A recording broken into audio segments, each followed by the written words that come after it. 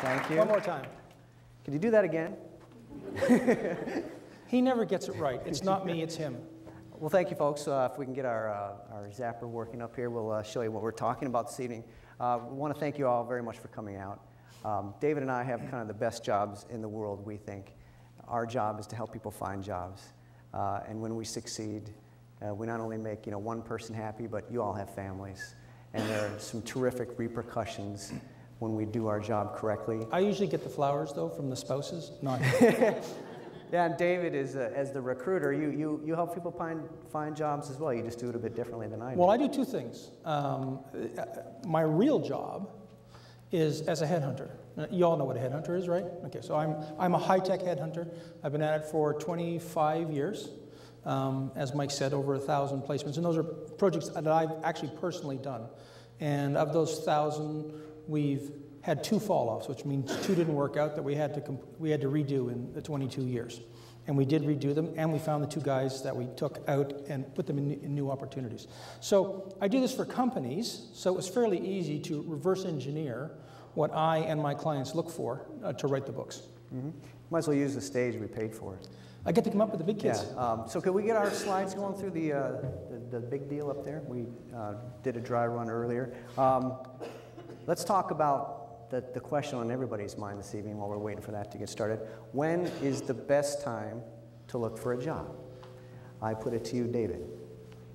Before you have one. one. Oh, okay, let's ask the crowd. When's before the best time? Before you need one. I already gave you the answer. The best time to look for a job is before you need one. When's the second best time? Right now. Right now. So, right now. These are hard questions, right? Right now, before you need one, is the time to look for a job. As an aside, I was talking to, I probably met 40 of you, and David met the other rest of the crowd who were here. The one thing we find that we see over and over from unsuccessful job seekers is they'll come after us, they'll call us and they say, I've been out of work for 18 months, I've been out of work for 12 months. And I'll say, I'm an amateur mind reader. You didn't by chance get a 12-month severance package, did you? Oh, yes, I did. Okay. So, and now you've got a 12-month gap on your resume to fill. So the biggest lesson you can take away is the time to start is right now. Build momentum and get going now. It's not comfortable, but you know what? You're here tonight. It would have been more comfortable to stay home and play with your clicker. Instead, you get to watch me play with our clicker. So we really want to congratulate you for coming out tonight, and you made the right decision. Right now is the very best time to find a job. And from what Mike's told us, some of you are getting severance packages, so there's no rule against taking your package and paying down your mortgage or going to Hawaii or buying a new car. That's what some people do. That's what some people do. But this is a quick visual representation of where David and I have been. We do get asked back, too, by the way. It's some people who see us say, they asked you guys back this week. Yeah, we do. But we've interviewed at the Wall Street Journal a bunch of times. Yeah, they don't care. Yeah, we're not. You're going to read this yourself, right? Another quiz. Okay, David has some valuable prizes. This is where I get to have some fun. We're playing for prizes tonight. This is a prize. It is. It's the book. He'll autograph it for you, too. Make him autograph it. Oh, when they get it. My daughter made me pay for hers. Anyway, I used to carry an entire book or box of these books. They weigh a ton. And the problem was we play Stump the Recruiter every time we give one of these presentations. I got massive arms because I'm always taking them back. Nobody ever wins. Okay, so throwing the gauntlet down. Here's what I'd like to know. And you can just shout out random answers because you're not going to get it anyway. Well, we were in Detroit. We had all these engineers in the audience, 400 or 500 engineers. They went for 5 minutes, not even close. So the limit what do these numbers stand for? Start shouting it out. What? Number of connections on LinkedIn. Good guess, wrong. Wrong. Come on. There's no shame, though, in being wrong, by the way. Yes, sir. Preface that. I saw you. You were scratching, Steve. Come on. No other guesses? People without jobs in the Midwest. Okay. Good guess, wrong. Yes, ma'am. Number of people searching for jobs and number of people placed. Well, it was 6 million low, but good guess, but wrong. Warm. Yes. Number of jobs available and number advertised. No, but oh, you're so close. Somebody build on that. Applications versus number of Going the wrong way. But it's good that you're participating. No, seriously. Some of you continuous improvement. But I'm probably going to be people, taking these home again.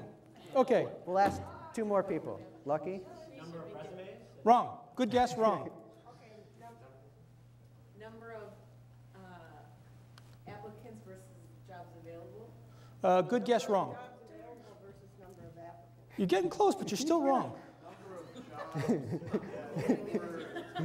of new jobs versus number of jobs that were posted. You're getting closer, but you're still wrong. Number of jobs that are posted, number of actual jobs available. You're 4 degrees starboard. Yes, sir. Jobs available to jobs actually offered. No, but close. Yes, Very one more guess? Can we say? Number of jobs obtained through networking versus number of Nope. Okay. Do we tell them the right answer? Nope, but close. Very close. I mean, this is the smartest audience we've ever had. So this is We're not this is why I'm kissing up. going We're this not kissing long. up, yeah. You're on the cusp. You're All right. Shall we do it? Let's do it. Well, Okay. Is anyone going to win for being close? We'd like to give No. stuff. Okay. No. I'm the local guy. Close I only deliver counts these in horseshoes, right? And hand grenades. Oh, there's a guesser in the back. Top number of jobs placed by Independent Association, bottom number of jobs that people find on their own. Yeah. Is this Minnesota? It is. You're in Florida. But All right, nice here we go. guess. I Okay. can't stand the suspense. It's killing me. Okay. This is a 6-month period of last year. How many people This were is hired? how many people were hired In America. in America in that 6-month period. Now, I can tell by the looks on the faces that that's a shocking statistic for some, well, actually for all of you, right? What's the next one? At the end of November, that's how many job postings were still unfilled. Those are postings, unfilled. So, why are we telling you this? How can that be possible? Did anybody see, not 25 million people hired, anybody see the 25 million ads? No, I didn't either, so you can't be blamed for that. So what's going on? You got the clicker, you got it supposed to go like this. I'm waiting for the answer. Okay. That's what's happening. On the left, this is how you guys all go looking for a job. You know, you look in the career section, you look on the job boards, you do some networking with people in the companies that you want to work at, right? Right. But you see, this is how employers go looking for you. There's been this thing that's happened the last, 5 or 8 years called Google. And, really smart recruiters, I fall in that category. I'm just taking credit for it now because I'm probably not going to get it later. Really smart recruiters understand how to do keyword searches. So if I'm a recruiter and there's 31 million people unemployed in America, and I need to go find a systems engineer in Detroit with, exhaust systems experience, am I better off running an ad and hoping that that guy or gal sees my ad and applies? Or am I better off doing a search through Google, keywords, to find the 5 or 6 people who exactly fit that profile? Well, the answer is B. So if your profile isn't somewhere on the net, and by the way, we'll tell you where it has to be, and it's free, if you can't be found, you'll never see these jobs. Because employers have stopped advertising. When the market heats up faster, they're not going to start advertising again. Because every time they run an ad, they get 500, 5,000, Google gets 50,000 responses in a week. You can't sort through them, it's impossible. So you're playing a loser's game as an employer if you advertise. It's easier, faster, and cheaper to go out searching for you guys. So that's why you're not seeing the advertisements, and you won't see them when the marketplace turns up. And there are real lessons to be learned here today that take advantage of this, because we'll show you how to be found, and you can actually reverse engineer what recruiters do to go and find companies that actually need your skill sets. And we're going to show you that too. This is a graphic. If you can't see it, maybe they can turn the light down up front here a bit, but I'll walk you through it. This is a graphic taken from yesterday. You hear a lot about the unemployment rate in America. What is it, 9.5%? I haven't been paying attention last week or so. Well, that means nothing to you, because if you were just laid off, guess what?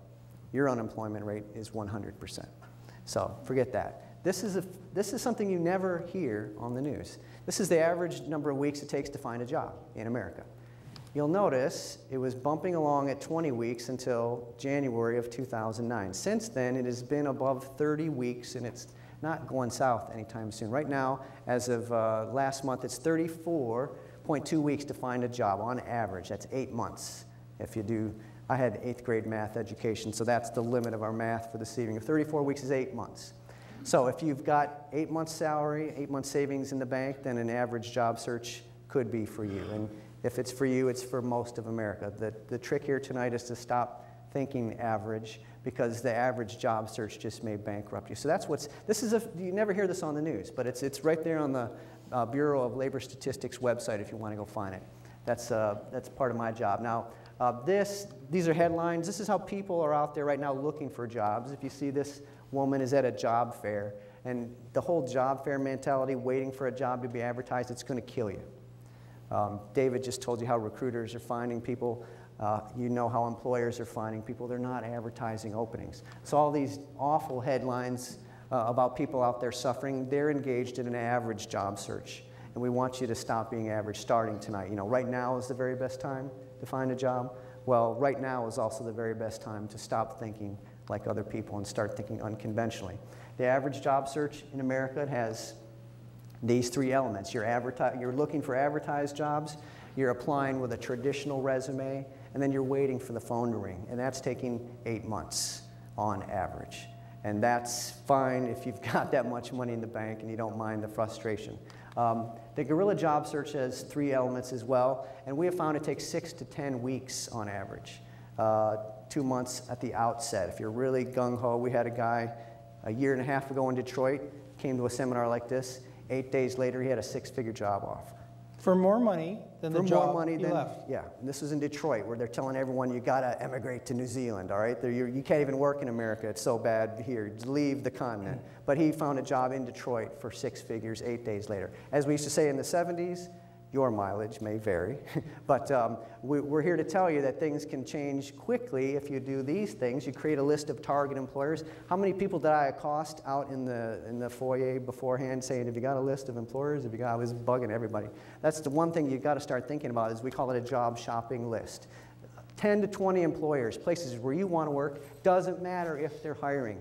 We're going to show you a case study later from a guy very similar to Mike Green in experience, who was laid off, went through traditional outplacement, 9 months, nothing happening. 6 weeks later, found a job because he started with this target list of employers, places where he wanted to work. The second thing is to create a resume that resonates.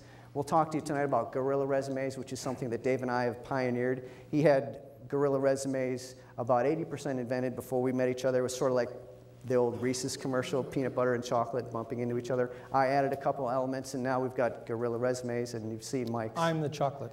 Yeah.